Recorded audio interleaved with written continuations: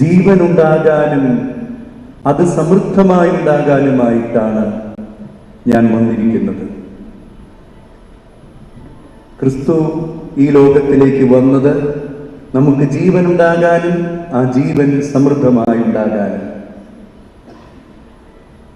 അവിടുന്ന് കുരിശിൽ മരിച്ച് നമുക്ക് വേണ്ടി പാടുപീടുകൾ സഹിച്ച് ഉത്ഥാനം ചെയ്ത് മനുഷ്യകുലത്തെ മുഴുവൻ വീണ്ടെടുത്തു. ആ വീണ്ടെടുപ്പിന്റെ സുവിശേഷവുമായി ഈ ലോകത്തിൽ അങ്ങോളം ഇങ്ങോളം പ്രഘോഷിക്കുവാനായി പ്രിയപ്പെട്ട വൈദികരെ തിരഞ്ഞെടുത്തു. കർത്താവിൻ്റെ ഈ രക്ഷാകര ദൗത്യം ഏറ്റെടുത്തുകൊണ്ട് നീണ്ട 40 വർഷക്കാലം അവിടുത്തെ മുന്തിരിത്തോട്ടത്തിൽ ശുശ്രൂഷ ചെയ്ത് ഇന്ന് നമുക്കേറെ പ്രിയങ്കരനായ ചാക്കോച്ചൻ ദൈവ തിരുസന്നിധിയിലേക്ക് യാത്രയാവുകയാണ്. ചാക്കോച്ചൻ യാത്രകൾ ഇഷ്ടപ്പെടുന്ന ഒരു വൈദികനാണ്. തൻ്റെ പൗരോഹിത്യ ശുശ്രൂഷയിൽ അദ്ദേഹം ഒത്തിരിയേറെ യാത്രകൾ സംഘടിപ്പിച്ചിട്ടുണ്ട്. യാത്രകളും വിരുന്നുകളുമെല്ലാം വെറുമൊരു സൗഹൃദത്തിന്റെ അടയാളമായിരുന്നില്ല. അത് തൻ്റെ ശുശ്രൂഷയുടെ തന്നെ ഭാഗമായിരുന്നു. കർത്താവ് നമ്മെ ക്ഷണിക്കുന്ന കൂട്ടായ്മയുടെ അനുഭവം അത് എല്ലാവർക്കും പകർന്നു കൊടുക്കുവാൻ ചാക്കോച്ചൻ പല യാത്രകളും നടത്തിയിട്ടുണ്ട്. ഈ അവസാന നാളുകളില് കഴിഞ്ഞയാഴ്ച തൻ്റെ ബാച്ചുകാരൊരുമിച്ച് സഹപാഠി തന്നെയായിട്ടുള്ള കല്ലുവേലി പിതാവിൻ്റെ രൂപതയായിട്ടുള്ള കാനഡയിലെ മിസിസാഗ രൂപതയിലേക്ക് യാത്രയ്ക്കായിട്ട് ചാക്കോച്ചൻ തന്നെ സഹപാഠികളെ ചട്ടം കെട്ടി. എന്നാൽ ചാക്കോച്ചൻ ഒഴികെ ബാക്കി എല്ലാവർക്കും വിസ ലഭിച്ചു. അനേകം യാത്രകൾ സംഘടിപ്പിച്ചിട്ടുള്ള, പാസ്പോർട്ട് കാണുമ്പോൾ തന്നെ ഒത്തിരിയേറെ യാത്രകളുടെ അടയാളപ്പെടുത്തലുകളുള്ള ആ പാസ്പോർട്ടിന് വിസ നിഷേധിക്കപ്പെട്ടു. എന്നാൽ ഇന്ന് നമുക്കറിയാം, ആ യാത്രയ്ക്ക് ഒരുങ്ങുന്ന സമയത്ത് ദൈവം ചാക്കോച്ചന് വേണ്ടി വേറെ ഒരു വിസ തയ്യാറാക്കിയിട്ടുണ്ടായിരുന്നു. അത് സ്വർഗത്തിലേക്കുള്ള വിസയാണ്. ഈ ലോകത്തിലെ ചാക്കോച്ചന്റെ ശുശ്രൂഷകളെല്ലാം ദൈവം സന്തോഷത്തോടുകൂടി ഏറ്റെടുത്ത് തൻ്റെ തിരുസന്നിധിയിലേക്ക് ചാക്കോച്ചനെ തിരികെ വിളിക്കുകയായിരുന്നു. വിരുന്നുകൾ ആഘോഷിക്കുന്ന ചാക്കോച്ചൻ ഇനി സ്വർഗീയ വിരുന്ന് അനവരതം തമ്പുരാനോടുകൂടെ ആസ്വദിക്കുന്നതിനായിട്ട് സ്വർഗത്തിലേക്ക് യാത്ര പുറപ്പെടുകയാണ്.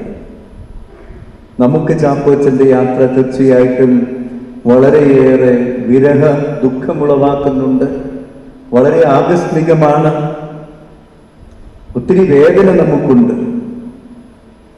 വളരെ അപ്രതീക്ഷിതമായിട്ട് ചാക്കോച്ചൻ ഈ സ്ട്രോക്ക് വരികയും ആശുപത്രിയിൽ അഡ്മിറ്റഡ് ആകുകയും ചെയ്യുന്ന നിമിഷം മുതൽ ചാക്കോച്ചനെ സ്നേഹിക്കുന്ന നമ്മൾ എല്ലാവരും തീക്ഷ്ണതയോടുകൂടെ ചാക്കോച്ചന് വേണ്ടി ചാക്കോച്ചന്റെ സൗഖ്യത്തിന് വേണ്ടി പ്രാർത്ഥിച്ചുകൊണ്ടിരിക്കുകയായി. ചാക്കോച്ചനില്ലാതെ യാത്ര പുറപ്പെട്ടവർ അവിടെ മെത്രാസന മന്ദിരത്തിലെ ചാപ്പലിൽ വിശുദ്ധ കുർബാന അർപ്പിച്ച് ആരാധനയ്ക്ക് എഴുന്നള്ളിച്ചു വെച്ച് ചാക്കോച്ചന്റെ സൗഖ്യത്തിന് വേണ്ടി പ്രാർത്ഥിച്ചു. എന്നാൽ നമ്മുടെ പ്രതീക്ഷകളും നമ്മുടെ കണക്കുകൂട്ടലുകളുമെല്ലാം ദൈവത്തിൻ്റെ പദ്ധതികളാണ് നമ്മുടെ ജീവിതത്തിൽ നിറവേറുന്നത് എന്ന് ഒരിക്കൽ കൂടെ കർത്താവ് ഈ മരണത്തിലൂടെ നമ്മെ ഓർമ്മിപ്പിക്കുകയാണ്. നമ്മളെല്ലാവരും അതീവ ദുഃഖിതരാണ്. കർത്താവ് തന്നെ അവിടുത്തെ സാമീപ്യം കൊണ്ട് നമ്മെ ആശ്വസിപ്പിക്കട്ടെ. നമുക്ക് പരസ്പരം ശക്തിപ്പെടുത്തുകയും ചാക്കോച്ചൻ ജീവിച്ച സുവിശേഷത്തിൽ നിന്ന് പ്രചോദനം ഉൾക്കൊണ്ടുകൊണ്ട് ചാക്കോച്ചൻ നടന്ന വഴികളിൽ നിന്ന് ചൈതന്യം ഉൾക്കൊണ്ടുകൊണ്ട് പൗരോഹിത്യ ജീവിതത്തിലുള്ള സഹോദരങ്ങളായിട്ടുള്ള നമുക്ക് ആ വഴികൾ തേടാം. അച്ഛൻ്റെ അജപാലന ശുശ്രൂഷകൾ ഏറ്റെടുത്ത ഒത്തിരിയേറെ സ്വീകരിച്ചിട്ടുള്ള ഒത്തിരിയേറെ പേര് ഇന്നിവിടെ സന്നിഹിതരാണ്. ഒത്തിരി പേര് ആത്മീയമായിട്ടും ഓൺലൈനിലുമൊക്കെ ഈ കർമ്മങ്ങളിൽ പങ്കെടുത്തുകൊണ്ടിരിക്കുകയാണ്. ചാക്കോച്ചൻ നമുക്ക് പകർന്നു തന്ന ആത്മീയ ചൈതന്യം, ദൈവകൃപകളെ കൂടുതൽ കൂടുതൽ വർദ്ധിപ്പിക്കാനായിട്ടും ആ വഴികൾ തുടർന്നുകൊണ്ടും ചാക്കോച്ചന്റെ ഓർമ്മ ജീവനുള്ള ഓർമ്മയായി നമുക്ക് നിലനിർത്താം. ചാക്കോച്ചൻ ഒരു ആത്മീയ ഉണർവ് പകരുന്ന സാന്നിധ്യമായിരുന്നു. അച്ഛനിരുന്ന ഇടവകളിലെല്ലാം അച്ഛൻ്റെ വളരെ വലിയ ആകാരം, സൗന്ദര്യവും ഒക്കെ അപ്പുറത്ത് വലിയ കൃപകളുടെ ഒരു പ്രസരണം അച്ഛനിൽ നിന്ന് എപ്പോഴും ഒഴുകിയിരുന്നു. അച്ഛൻ ചെല്ലുന്ന ഇടവകളിലൊക്കെ, നടത്തറ ഇടവകയിൽ, ഇപ്പോൾ അവസാനം ഇരുന്ന നടത്തറ ഇടവകയിലും ഒത്തിരിയേറെ ആത്മീയ മുന്നേറ്റങ്ങൾക്ക് ആരംഭം കുറിക്കുകയോ അല്ലെങ്കിൽ തണുത്തു പോയിട്ടുള്ള ആത്മീയ അനുഷ്ഠാനങ്ങളൊക്കെ പുനരുജ്ജീവിപ്പിക്കുകയും ചെയ്യുക പതിവാണ്. നടത്തറയിലെ അടുത്ത ഒരു വർഷത്തേക്കുള്ള അത്തരത്തിലുള്ള കുറേയേറെ പദ്ധതികളിടുക മാത്രമല്ല, അതിനുള്ള സാമ്പത്തിക സൗകര്യങ്ങൾ വരെ ഒരുക്കി വെച്ചിട്ടാണ് അച്ഛൻ ഇപ്പോൾ യാത്രയാകുന്നത്. അച്ഛനിരുന്ന ഇടവകളിലൊക്കെ വളരെ വലിയ വചന പ്രഘോഷണങ്ങൾ സംഘടിപ്പിക്കപ്പെടുന്നത് നാം കാണുന്നുണ്ട്. പുത്തൂർ ഇടവകയിൽ അച്ഛൻ നടത്തിയിട്ടുള്ള ബൈബിൾ കൺവെൻഷനുകൾ ആ ഇടവകയ്ക്കും ഇടവയ്ക്ക് പുറത്തു നിന്നുമൊക്കെ ഒത്തിരി പേരെ ആകർഷിക്കുന്ന ഒന്നായിരുന്നു. അച്ഛൻ ശുശ്രൂഷ ചെയ്യുന്ന മേഖലകളില് നല്ലൊരു സംഘാടകനായിരുന്നു. എന്നാൽ ഈ സംഘടിപ്പിക്കുന്ന കാര്യങ്ങളൊക്കെ ഏറ്റവും കാര്യക്ഷമമാകണം, അത് മികവുള്ളതാകണം, മിഴിവുറ്റതാകണമെന്ന് അച്ഛൻ ആഗ്രഹമുണ്ടായിരുന്നു. അച്ഛനെ കുറിച്ച് സഹപാഠികൾ പറയുന്നത് നല്ല വടിവൊത്ത കയ്യക്ഷരമാണെന്നാണ് കൊച്ചന്മാരും പറയുന്നത്. അച്ഛൻ നല്ല ഒരു വരയും പെയിന്റിങ്ങും അഭിനയവും ഒക്കെ ഉള്ള ആളായിരുന്നു. സെമിനറി കാലഘട്ടത്തിൽ തൻ്റെ കഴിവുകളെല്ലാം പൗരോഹിത്യ ശുശ്രൂഷയിൽ, ഈ സൗന്ദര്യം തൻ്റെ ശുശ്രൂഷകളിൽ നിഴലിക്കണമെന്ന് അദ്ദേഹം നിർബന്ധം പിടിച്ചിരുന്നു. ചെയ്യുന്നിടത്തെല്ലാം ആ സൗന്ദര്യബോധം, ആത്മീയമായിട്ടുള്ളൊരു സൗന്ദര്യം അച്ഛൻ ആഗ്രഹിക്കുകയും ശ്രമിക്കുകയും ചെയ്തിരുന്നു. അതുകൊണ്ട് തന്നെയാണ് പല പള്ളികളിലും പള്ളികൾ നവീകരിക്കാനും പല നിർമ്മാണ പ്രവർത്തനങ്ങൾ ഏറ്റെടുക്കാനും അച്ഛന് സാധിച്ചിട്ടുള്ളത്. പൗരോഹിത്യത്തെ ഒത്തിരിയേറെ സ്നേഹിച്ച ഒരു വൈദികൻ.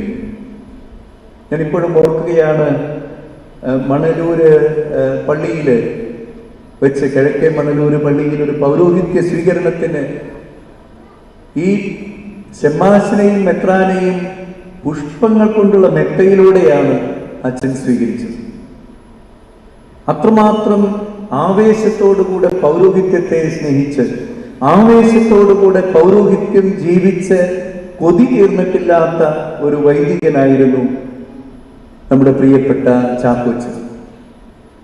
അച്ഛന് ഹാർട്ടിന്റെ ഓപ്പറേഷൻ ആദ്യത്തേത് കഴിഞ്ഞിട്ട് വള്ളൂരാനച്ഛന് ഞങ്ങളൊക്കെ ചെല്ലുമ്പോൾ അച്ഛന്റെ ചിന്തകൾ മുഴുവൻ ആ ആശുപത്രി കിടക്കയിൽ നിന്ന് എത്രയും വേഗം എഴുന്നേറ്റ് തൻ്റെ ദൈവജനത്തോടൊപ്പം അടുത്ത ശുശ്രൂഷകളിലേക്ക് പ്രവേശിക്കുക എന്നുള്ളതായിരുന്നു. അത്രമാത്രം തീക്ഷ്ണതയോടുകൂടെ, കൊതിയോടുകൂടെ പൗരോഹിത്യ ശുശ്രൂഷ ചെയ്തിരുന്ന ഒരു വ്യക്തി.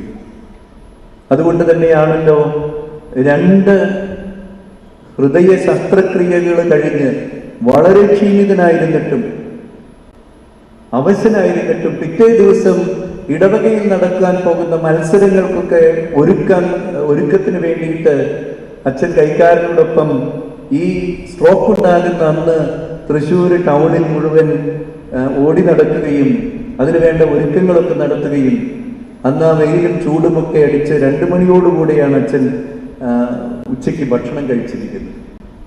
ആ കഴിഞ്ഞ് വന്നിട്ട് അദ്ദേഹം തളർന്നിട്ടാണ് വന്നത്. അവിടെ നിന്ന് അച്ഛൻ്റെ സ്ട്രോക്കിലേക്ക് അച്ഛൻ ആരംഭിച്ചിട്ടുണ്ട് എന്ന് ഡോക്ടർമാർ പറയുകയാണ്. തൻ്റെ ശുശ്രൂഷകളെ അത്രമാത്രം ആവേശത്തോടുകൂടെ ഏറ്റെടുത്തത് തന്നെയാണ്.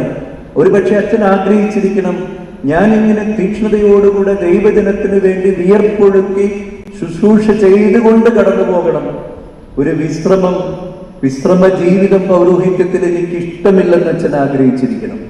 കർത്താവ് അച്ഛൻ്റെ ആ ആഗ്രഹം സ്വീകരിച്ചുകൊണ്ട് അച്ഛനെ വളരെ പെട്ടെന്ന് സ്വർഗത്തിലേക്ക് സ്വീകരിച്ചിരിക്കുകയാണ്.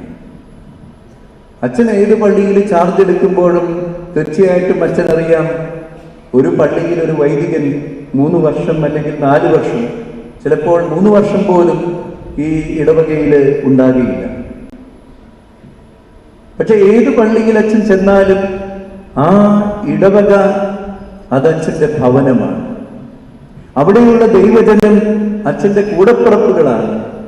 ആ ഇടവകയിൽ ചെയ്യുന്ന എല്ലാ ശുശ്രൂഷകളും അച്ഛൻ്റെ കുടുംബത്തിൽ ഏറ്റെടുക്കുന്ന ശുശ്രൂഷകളാണ്. എബ്രായ ലേഖനം 3-ാം അധ്യായത്തിൽ യേശുവിനെയും മോശയെയും കുറിച്ച് താരതമ്യപ്പെടുത്തിക്കൊണ്ട് എബ്രായ ലേഖകൻ പറയുന്നുണ്ടല്ലോ, യേശുവും മോശയും ദൈവത്തിന്റെ ഭവനത്തിൽ ശ്രേഷ്ഠരായിരുന്നു. എന്നാൽ യേശു മോശയേക്കാളേറെ ശ്രേഷ്ഠനായിരുന്നു. കാരണം മോശ ദൈവത്തിന്റെ ഭവനത്തിൽ വിശ്വസ്തനായ കാര്യസ്ഥനായിരുന്നെങ്കിൽ യേശു ദൈവത്തിന്റെ ഭവനത്തിലെ പുത്രനായിരുന്നു. ഈ സഭയെ തന്റെ സ്വന്തം ഭവനമായി കണ്ട് യേശുവിനെ പോലെ ആ ഭവനത്തിലെ ശുശ്രൂഷകളൊക്കെ തന്റെ ഭവനത്തിലെ ശുശ്രൂഷകളായിട്ട് അദ്ദേഹം ദൈവഭവനത്തിലെ ശുശ്രൂഷകൾ ആ ഭവനത്തിലെ ഒരു മകൻ എന്ന നിലയിൽ ഏറ്റെടുത്തു. ഏൽപ്പിക്കപ്പെടുന്ന ഇടങ്ങളെല്ലാം അവിടെ സഭയാണ്, സഭയുടെ ഭവനത്തിലാണ്. അവിടെ വികാരിയാണ്, അതിരൂപത അധ്യക്ഷന്റെ പ്രതിനിധിയാണ്. വികാരി എന്ന നിലയിൽ സഭ നിർദ്ദേശിക്കുന്ന കാര്യങ്ങൾ ഒരുപക്ഷെ തന്റെ നിലപാടുകൾക്ക്, തന്റെ വ്യക്തിപരമായ നിലപാടുകൾക്ക് അനുകൂലമാണെങ്കിലും അല്ലെങ്കിലും എന്ത് വില കൊടുത്തും അവ ഏറ്റെടുക്കുകയും ഒരുപക്ഷെ സഭയുടെ നിലപാടിനോട് കലഹിക്കുന്നവരുടെ നേരെ കൈവിരൽ ചൂണ്ടിക്കൊണ്ട് അവരോട് സംഭാഷിക്കുകയും ഒരുപക്ഷെ കലഹിക്കുകയും എന്നാൽ മറുകൈ കൊണ്ട് അവരെ സഭയോട് ചേർത്ത് പിടിക്കുകയും ഒരാത്മാവ് പോലും നഷ്ടപ്പെടാതിരിക്കുവാൻ അധ്വാനിക്കുകയും ചെയ്ത ഒരു വൈദികനാണ് പ്രിയപ്പെട്ട ചാക്കോച്ചൻ.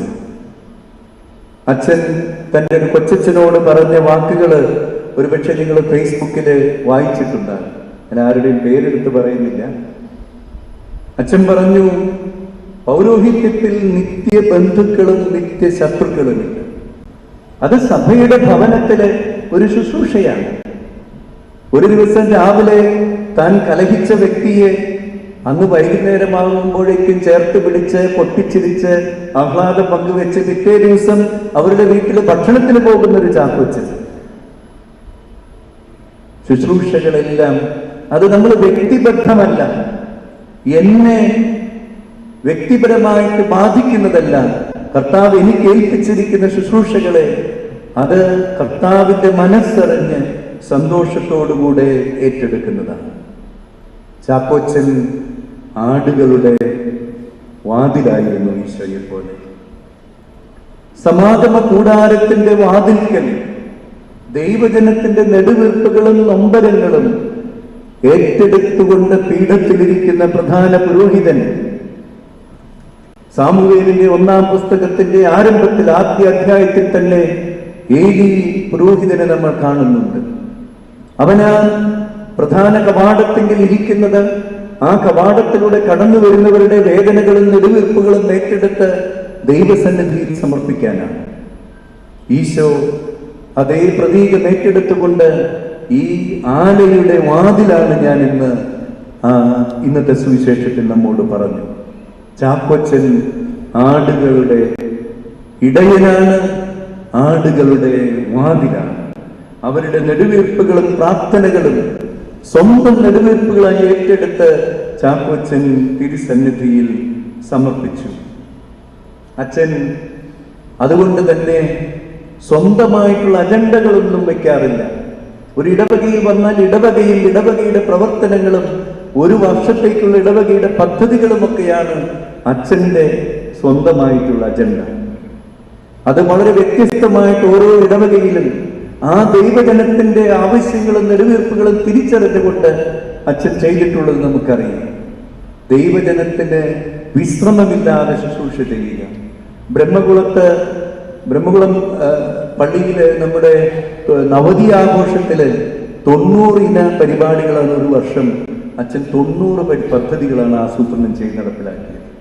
ഈ കഴിഞ്ഞിടെ പുത്തൂർ കൊറോന പള്ളിയിലെ ശതാബ്ദി ആഘോഷങ്ങളുടെ ഭാഗമായിട്ട് 100 പദ്ധതികളും 100 പരിപാടികളുമാണ് അച്ഛൻ നടപ്പിലാക്കിയത്.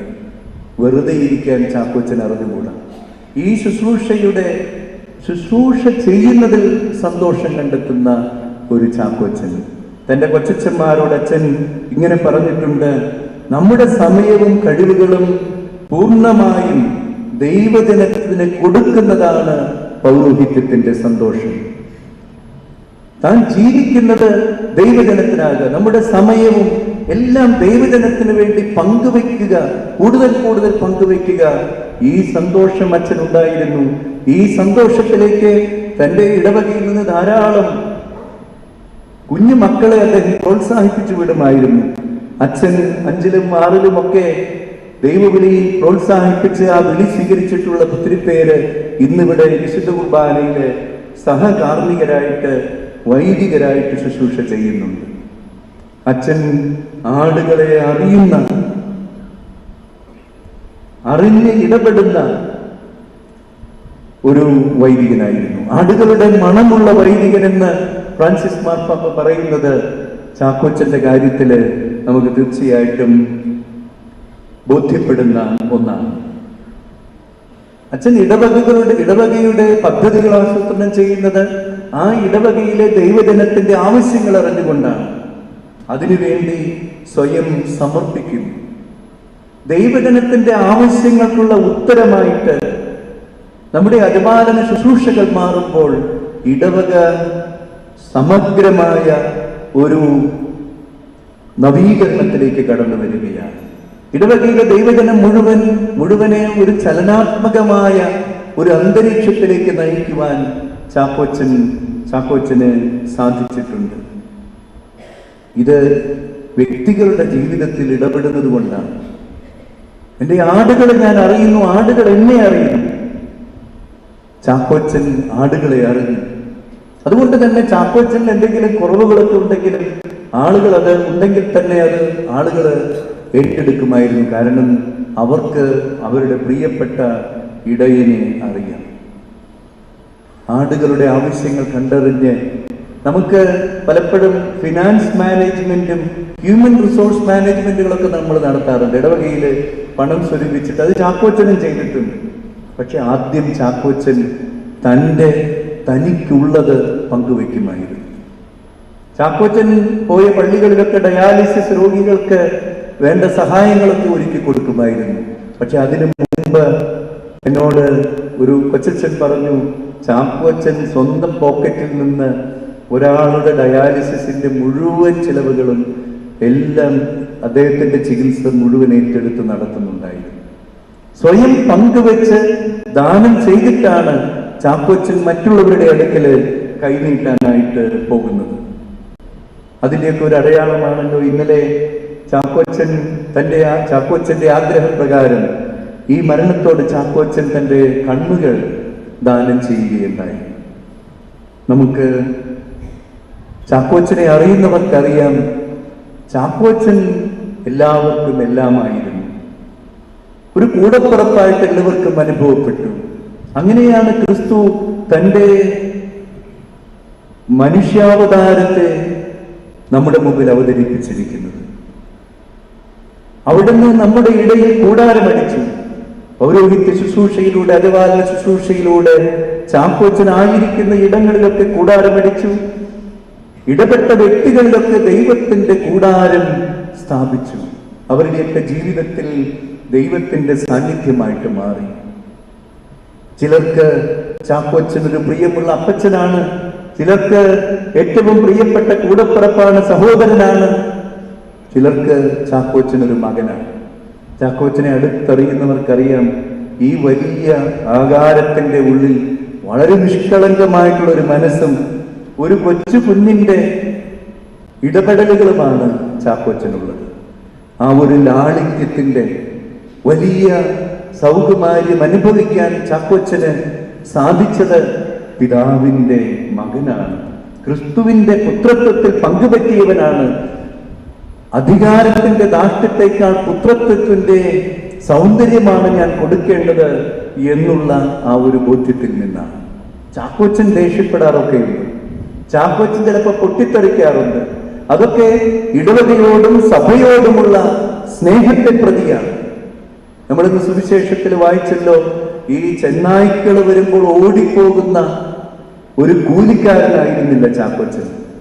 ചെന്നായ്ക്കൾ വരുമ്പോൾ ആ ചെന്നായ്ക്കളോട് ഏറ്റുമുട്ടുന്ന ധീരതയുള്ള ഒരു ചാക്കോച്ചനെ നമ്മൾ ഒരുപക്ഷെ കണ്ടിട്ടുണ്ടാകും.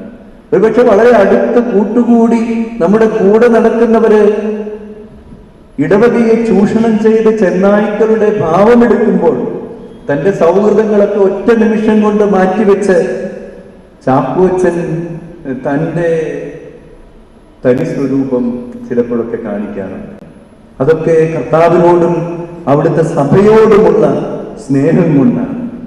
ഇടവകയുടെ പണം ധൂർത്തടിക്കാൻ ചാക്കോച്ചൻ ഒരിക്കലും ആരെയും അനുവദിച്ചിട്ടില്ല. അതിന്റെ പേരിൽ ചാക്കോച്ചൻ ഒത്തിരിയേറെ പഴി കേൾക്കേണ്ടി വന്നിട്ടുണ്ട്. പക്ഷേ അവയെല്ലാം കർത്താവിനെ പ്രതി ഒരു രോമം കത്തിരിക്കാൻ കൊണ്ടുപോകുന്ന കുഞ്ഞാടിനെ പോലെ എളിമയോടുകൂടെ, അനുസരണത്തോടുകൂടെ, വിധേയത്വത്തോടുകൂടെ ഏറ്റെടുത്ത് ചാക്കോച്ചൻ ദൈവജനത്തിന്റെ ഹൃദയം കവർന്നിട്ടുണ്ട്. പലപ്പോഴും ചാക്കോച്ചനെ ആക്രമിക്കാൻ ഒരുമ്പെട്ടവരെ ചാക്കോച്ചൻ വെറുതെ വിട്ടിട്ടില്ല. പക്ഷെ ചാക്കോച്ചൻ വെറുതെ വിട്ടിട്ടില്ലെന്ന് പറഞ്ഞാൽ ചാക്കോച്ചൻ അവരെ അങ്ങ് ഈ പള്ളിയിൽ നിന്ന് അങ്ങ് നഷ്ടപ്പെട്ടു പോകാൻ അനുവദിച്ചിട്ടില്ല. ചാക്കോച്ചൻ അവരുടെ പുറകെ പോയി അവരെ ചേർത്ത് പിടിച്ചിട്ടുണ്ട്. ചെന്നായ്ക്കള് കുഞ്ഞാടുകളായിട്ട് മാറുന്നത് അച്ഛൻ്റെ കൊച്ചച്ഛന്മാരെ പലരും നേരിട്ട് കണ്ട് അനുഭവിച്ചിട്ടുണ്ട്. അച്ഛനോട് വഴക്കടിച്ച് ഒരുപക്ഷെ അച്ഛനെ ആ പള്ളിയിൽ നിന്ന് തന്നെ മാറ്റിക്കാൻ പണിയെടുത്തിട്ടുള്ളവര് അടുത്ത പള്ളിയിൽ ചെന്ന് അച്ഛൻ്റെ അടുക്കൽ വന്ന് മാപ്പപേക്ഷിക്കുകയായി. അച്ഛനോട് സൗഹൃദത്തില്, സ്നേഹത്തോടെ പിന്നീട് അങ്ങോട്ട് വലിയ ആത്മബന്ധത്തിലേക്ക് കടന്നു വരികയും ചെയ്ത അനുഭവങ്ങൾ ചിലരൊക്കെ എന്നോട് പറഞ്ഞത് ഞാൻ ഓർക്കുകയാണ്. സുവിശേഷത്തിൽ നമ്മൾ വായിച്ചു, ഈ തൊഴുത്തിൽപ്പെടാത്ത ആടുകളും എനിക്കുണ്ട്, അവയെ ഞാൻ കൊണ്ടുവരേണ്ടിയിരിക്കുന്നു, അവ എൻ്റെ സ്വരം ശ്രവിക്കുന്നു. അങ്ങനെ ഒരാട്ടിൻ പറ്റവും ഒരു ഇടയനുമാണ്. നമ്മുടെ ഇടവക ശുശ്രൂഷയില് തിരുത്തുന്നതും ശാസിക്കുന്നതും കലഹിക്കുന്നതുമെല്ലാം ഈ തൊഴുത്തിലേക്ക് തിരികെ കൊണ്ടുവരാൻ, ഒരിടയനും ഒരാട്ടിൻ കൂട്ടവുമായി തീരാൻ, കർത്താവിന്റെ ആലയായിട്ടുള്ള ആ സഭയുടെ ശുശ്രൂഷ അത് കൂടുതൽ കൂടുതൽ മികവുള്ളതായി അവിടുത്തെ ദൈവരാജ്യം ലോകം മുഴുവൻ വ്യാപിക്കുന്നതിനാക്കുവാൻ ചാക്കോച്ചന്റെ ജീവിതം ഒരിക്കൽ കൂടെ നമ്മളിൽ തന്നെ സമർപ്പിക്കുവാനായിട്ട് ആവശ്യപ്പെടുകയാണ്. ഇതത്ര എളുപ്പമുള്ളതല്ലായിരുന്നു. സ്വയം ശൂന്യവൽക്കരിക്കുന്ന, നമ്മുടെ ആഗ്രഹങ്ങളും നമ്മുടെ ഈഗോയും ഒക്കെ ബലി ചെയ്യേണ്ട ഒരു ശുശ്രൂഷ. അതുതന്നെയാണ് ഓരോ പുരോഹിതനും ഓരോ ദിവസവും അർപ്പിച്ചുകൊണ്ടിരിക്കുന്ന വിശുദ്ധ ബലി. സ്വയം തകർന്ന് അനേകരെ വീണ്ടെടുക്കുന്ന ആ ശുശ്രൂഷ, ആ വിശുദ്ധ ബലി ചാക്കോച്ചൻ ഇതാ ഇന്ന് അവസാനമായിട്ട് അർപ്പിക്കുകയാണ്. താൻ ഏറെ ക്ലേശങ്ങൾ അനുഭവിച്ച് കുരിശ് ചുമന്നുകൊണ്ട് എന്നാൽ ചുണ്ടോട് ചേർത്ത് വെച്ച ആ സുവിശേഷം ഇന്ന് ചാക്കോച്ചൻ അവസാനമായി ചുംബിച്ചു. താൻ ജീവിച്ച സുവിശേഷം, ബലിയായിത്തീർന്ന സുവിശേഷം, ആ ബലി നമ്മൾ ഇന്ന് അർപ്പിക്കുമ്പോൾ ചാക്കോച്ചന് വേണ്ടി നമുക്ക് പ്രാർത്ഥിക്കാം. ചാക്കോച്ചന്റെ ജീവിതത്തിൽ എന്തെങ്കിലും വീഴ്ചകളോ കുറവുകളോ വന്നു പോയിട്ടുണ്ടെങ്കിൽ നമുക്ക് മാപ്പപേക്ഷിക്കാം, പരിഹാരം ചെയ്യാം. അച്ഛൻ്റെ പൗരോഹിത്യ ജീവിത ബലി ദൈവം ഏറ്റവും സന്തോഷത്തോടുകൂടെ സ്വീകരിക്കുന്നതിന് ആഗ്രഹിക്കുകയും പ്രാർത്ഥിക്കുകയും ചെയ്തുകൊണ്ട് വിശുദ്ധ ബലി നമുക്ക് തുടർന്ന് അർപ്പിക്കാം. പിതാവിൻ്റെയും പുത്രൻ്റെയും പരിശുദ്ധാത്മാവിൻ്റെയും നാമത്തിൽ ആമേൻ.